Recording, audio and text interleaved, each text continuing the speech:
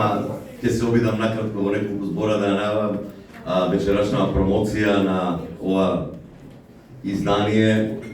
Прво благодарам на сите што дојдовте, што испочитувавте ова винилна приказна, деби издание винилно прво на легендарниот македонски автор Кокан Димушевски.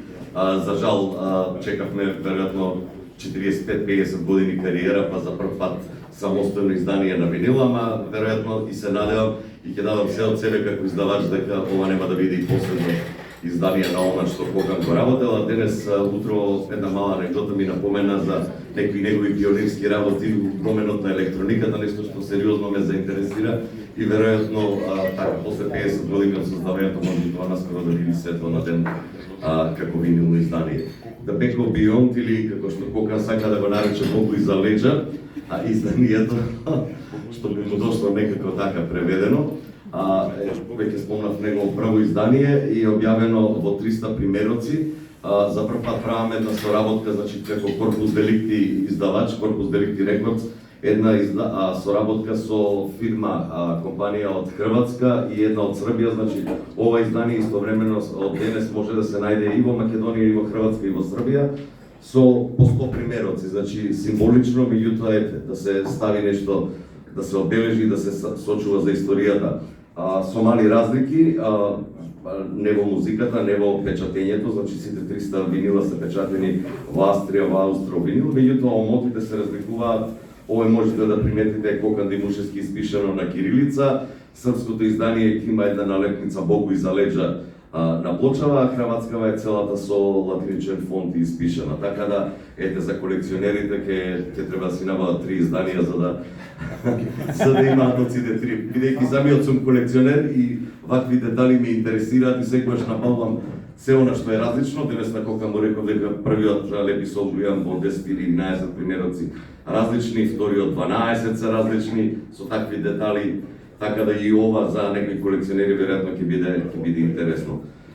Толку од мене, значи плочава, првите 50 примероци беа нумерирани и подпишани, значи од 1 до 50 и тие се отидени во предпродажба. Остануваат уште 50 примероци за Македонија, овде можете дел од тие подпишаните да најдете се уште.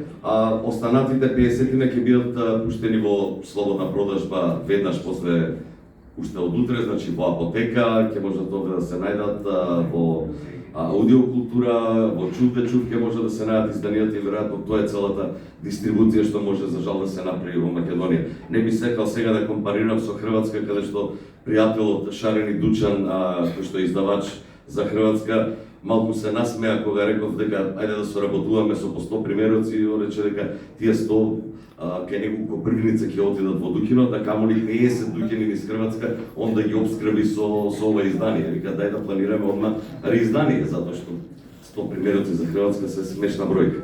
Но тоа е тоа, таква ни е ситуацијата во Македонија, затоа веќе се обидеме да направиме повеќе изданија по помалку примероци, толку е куповната моќ нашата. Тоа е тоа и би сакал Кокан да каже како автор, комплетен автор на ова издание, неколку збори.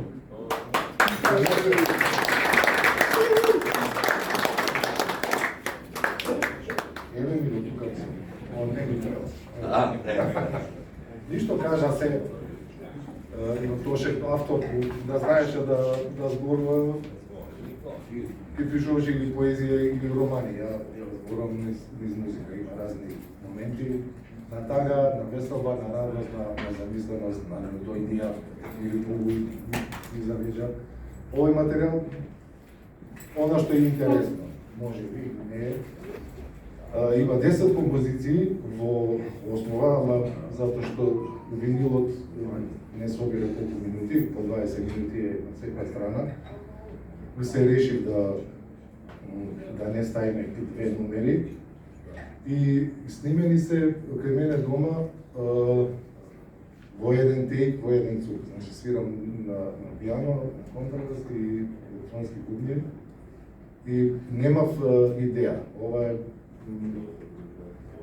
Ова е правено во она време кога имаше корона, ова глупоста, кога се затворивме сите дома, кога не фати параноја, лажна, неубитна, и една композиција е настана така во еден ден.